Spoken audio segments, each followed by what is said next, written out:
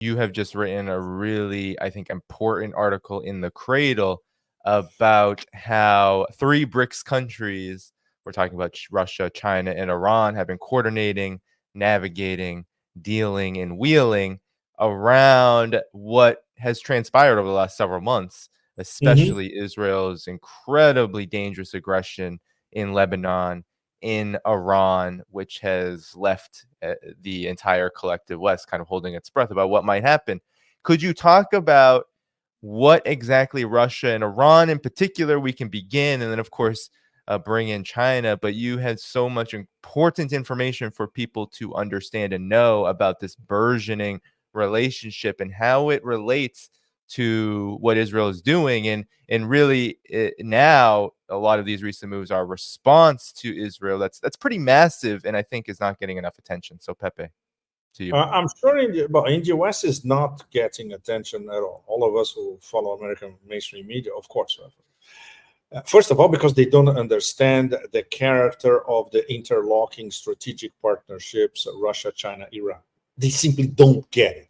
And even the think tanks don't get it.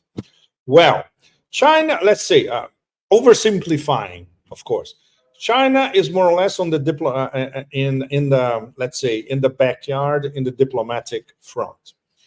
They are explicitly saying that they support Palestine. They explicitly acknowledge over the phone Wang Yi and the acting Iranian foreign minister Ali Bagheri Kani, excellent diplomat. They had a phone call a week ago, and basically Wang Yi said, look, whatever you decide in your response to what Israel did in terms of assassinate Haniyeh in Tehran, we got your back. This is enormous, and it's part of their strategic relationship, which is energy. It has military components as well, geopolitically, of course. The fact that Iran wanted to bring China wanted to bring Iran into BRICS for a long time, etc. Iran at the SCO, etc. So let's say this is a Chinese SCO angle of supporting whatever Iran does in West Asia. Russia is much more complex because their strategic partnership militarily is very, very advanced. Basically, Shoigu went to Tehran two weeks ago, if I'm not mistaken, basically to accelerate the signing of their overall strategic partnership, including military, ultra high-level military exchanges. Of course, all those Antonov cargo planes landing in Iran a few days ago, carrying a lot of stuff, including practically certain, of course, no smoking gun from either side because this is mega top secret. Certainly, the Murmansk BN jamming those 35-meter high towers capable of jamming everything anywhere at a range of 5,000 kilometers. So the Russians certainly provide Iran with that. So in terms of bolstering Iran's aerial defenses, this is absolutely priceless. And maybe some extra hypersonic Mr. Sarmat and Mr. King Zhao kind of deal that we don't know about, but quite possible. Consider that Iran, they have their own hypersonic missiles, but not as advanced as the Russian missiles. And of course, the fact that Russia continues to buy tons, in fact, tens of thousands of Shahed drones from Iran.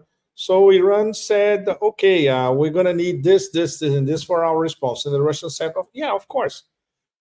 Basically, what I heard last year in Moscow when an Iranian delegation was visiting Moscow, and they said, look, the dialogue was fantastic. Basically, we told the Russians, anything you want, just ask, and vice versa. And obviously, for the response, the way this is being organized between Khamenei, the IRGC, and other focuses, nodes of the axis of resistance, they're going to need Russian military help. Of course, this has to remain secret because Russia has a tremendous problem when it comes to Israel. Focus it on the 1 million plus Russian passport holders or double passport holders who live in Israel. This is a very, very complicated affair because according to the Russian constitution, Russia has to protect them. The fact that many of these are hardcore Zionists and with a genocidal mentality makes the problem even more unsolvable. But Russia has to deal with that as well. So whichever way they choose to help Iran, it has to be extremely carefully calculated, as carefully calculated as the Iranian and acts of resistance response to the assassination of Shukr in Beirut and Haniyeh in Tehran. The Iranians are not in a hurry. I had this conversation these past few days. They are not in a hurry at all. They already said, look, we might not do anything if there is a plausible, serious ceasefire in Gaza. For the moment, it's not credible. There is the possibility of a ceasefire that Hamas already said, no, we don't agree because Netanyahu all the time is blocking some sort of resolution. So this is the only conditions that Iran said that they would not retaliate. So they will retaliate, but it can be, it won't be like we imagine. It would not be in the first few days and weeks, and they could postpone it to September, or even to late September, or even to a few days before the BRICS summit. And anything is possible because the initiative is with Iran, and they choose what they're going to do, how they're going to respond, how deep, how complex, what they can, what kind of installations they want to target. So they have the initiative. And of course, they have this support in the back by Russia and China at different levels, geoeconomic, geopolitical, and diplomatic, is already assured. So this would be basically a BRICS SCO operation. For all practical purposes, Iran will be responding from the point of view of BRICS and SCO to a branch of the forever wars complex is in Israel, and what they are doing genocidally in Gaza. So this is very, very serious. This is a direct clash between the title of my latest book, Eurasia Against NATO-Stan. This is a chapter of Eurasia Against NATO-Stan in practice, in front of us, in front of the whole world to see. So this requires very careful preparation. It will happen, but it will happen on Iran's terms. And then obviously, Danny and all of you, all bets are off, because then there will be the counter response by Israel, and anything is possible, including a nuclear response. Kiev style. Mm-hmm. Yes, I think those are the stakes, Pepe. And it was so interesting. One of the reasons why your article is so critical is because it goes over the series of events so important. I mean, Sergei Shoigu was in Tehran very quickly. Very quickly, to not only discuss what might happen in terms of Iran's retaliation, but also to discuss military to military partnership, the military relations, sewing up on both sides. What kind of military armaments they're going to be trading essentially with each other.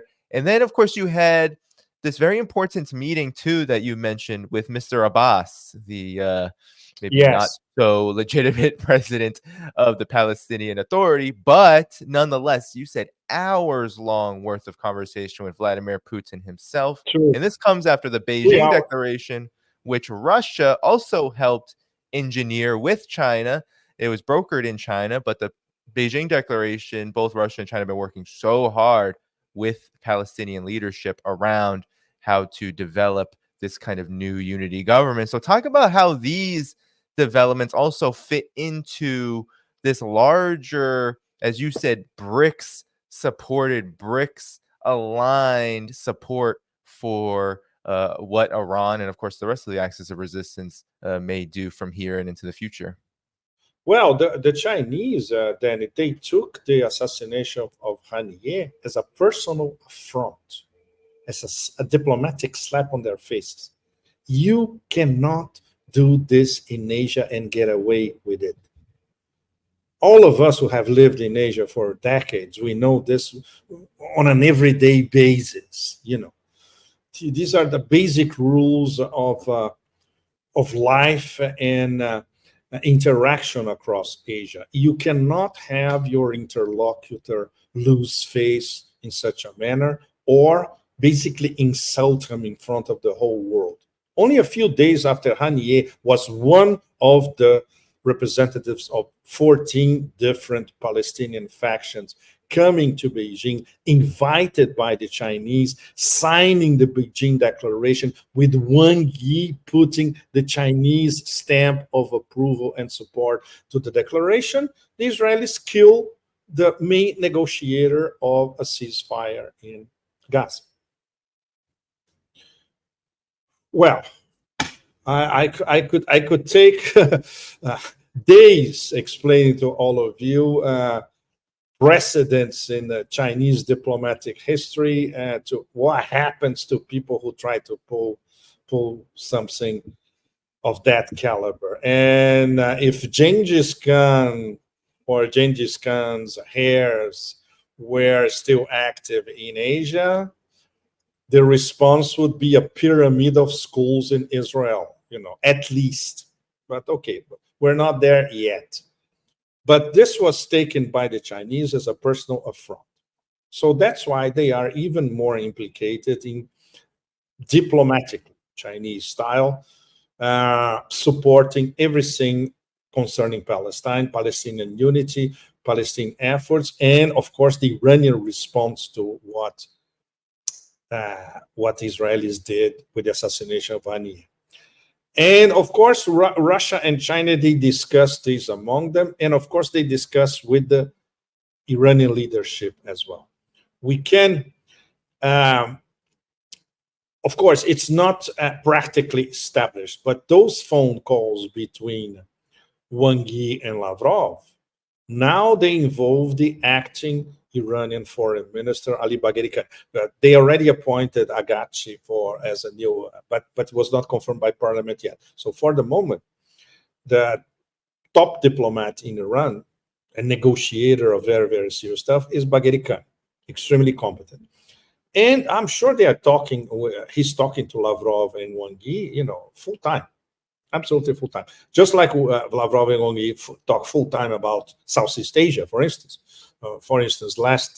Late last month, they were here at the summit in Laos, the East Asian Summit, and they had a bilateral that lasted practically half a day, discussing Southeast Asia. They discussed West Asia practically on a daily basis as well.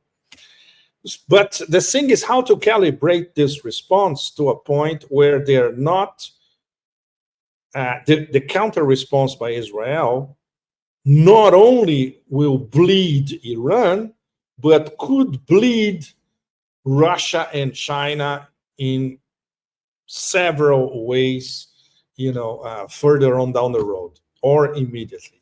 So that's the complication. And we can more or less understand that from the point of view of this BRICS trio, a response by Iran before the BRICS summit would be essential, because this will go to the BRICS summit and be presented to the other BRICS and to the countries that are invited as observers and as part of the mechanism called BRICS Outreach in Kazan in October. The top BRICS can explain to all of them, look, this is the stakes that we are all facing, because the war on the other side is a war against all of us. It's a war against BRICS. It's a war against Eurasian integration. It's a war against BRICS. It's a war against the Shanghai Cooperation Organization. It's a war against the Eurasia Economic Union. It's a war against the Belt and Road Initiative, corridors of trade and communication. It's a war against the international north-south transportation corridor, Russia, Iran, and India. So it's a war against Eurasia as a whole. And of course, the other BRICS will, I would not put Brazil into it because Brazil is now in such a pathetic foreign policy condition. I prefer not even to talk about it. The disappointment of Lula da Silva supporting new elections in Venezuela certainly rings very loud in my head. Very loud in your head. I prefer not even talk about that because I could derail and go too hardcore. That's not, yeah. But people who read my telegrams and the people that I quote from Brazil in my telegrams, they know exactly what I'm talking about, right? Well, I'll have a chance to see it by myself in November. I'm going to the G20 in Rio in November. So then I'll have the big local picture about all that. But basically, to all of you, one information is enough. I'm sure you remember we have discussed this here in the past. The famous visit by Jake Sullivan to Brazil before Lula was elected with a list. So Lula has to follow the list. If he doesn't, he's toast, and he knows it. So this is very, very sad. This is very, very sad because there's no sovereignty involved. So Brazil is not a sovereign country at the moment. Unfortunately, it pains me deeply to acknowledge that, but these are the facts, right? Well, what can be presented to the BRICS as a whole and to the BRICS guests in October could be something construed as a BRICS response to what Israel is doing against Iran and even against Palestine. And very important, all of you, guess who's going to be one of the guests of the BRICS summit in this outreach mode? Palestine. So Palestine will be in Kazan in October, sitting on the same table with all the BRICS and all the BRICS guests. So this tells you everything you need to know about who's supporting whom. Yes, indeed. So Pepe, I wanted to also just briefly before we move on, everything you were saying is so interesting to note because not only, I mean, we've seen it with Ukraine. We've seen Zelensky get the very cold shoulder from this, in particular, this BRICS trio, Russia, of course, but China and Iran as well. But we're also seeing it, I believe, also with Israel, because as you're talking about all these developments, what came up in my mind was Netanyahu has not been to Beijing, has not been to Moscow. There has been no coordination. And in fact, what you've heard actually from Israeli media and some of Israel's absolutely batshit crazy officials is they're not happy with either Russia or China. So your final words on this before we move on. Well, look, it's very important to remember that China and Israel do a lot of business. So, but at the moment, everything is on hold, especially after this slap in Chinese face, the Haniyeh assassination. So I'm sure that the Chinese are obviously, you won't read that in Chinese media. These are decisions at the highest level, and they are strategic decisions, very, very serious. But China is certainly reevaluating their business relations with Israel. There's no question about that. And they are paying attention to their relations with the Arab world as a whole and to all the lands of Islam, which are much more important for China as, we can say, self-described leader of the global South. They consider themselves, China doesn't consider itself a developed country. It considers itself a developing country, one of the leaders of the global South. And obviously, when you think about 1.8 at least billion Muslims all over the world, China is looking at the lands of Islam as partners, as supporters, as diplomatic partners and supporters, and as trade partners as well. Very, very important. And of course, in terms of solidifying the global presence of China as a first-rate diplomatic, conciliatory geopolitical player. So obviously, in this hurricane, let's put it this way, that thing swirling around inside the hurricane, Israel, they are seriously reconsidering their relations with Israel. And Russia, like we said a few minutes ago, it's much more complicated because of this 1 million plus Russian Russophones, Russian speakers, Russian passport holders, or double passport holders. And Russia simply cannot abandon them in the middle of genocide land. So for both of these actors, the challenges are very different, although the decisions, the strategic decisions at the highest level are taken in tandem, of course. But they have to look around for, this variations, demultiplying problems. But we can expect from the Chinese a much more forceful position regarding the genocide and regarding Palestine, because now they are directly implicated. Now they have their name in the signature with the Beijing Declaration. It's their responsibility, so it's much more active. Until a month ago was not like that. So this is a game changer in a sense. Thank you for tuning in to my latest video. I appreciate all of your support. This channel, however, needs your help.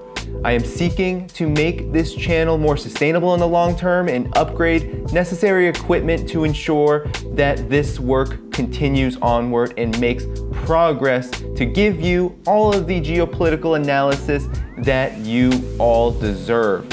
For that reason, I'm asking you to become a member of my Patreon community at patreon.com/DannyDhaiphong. You can find that link in the video description or in the pinned comment below. For whatever amount you choose to give, just know you are supporting independent media that you can't find anywhere else. Thank you so much, and I look forward to the next video.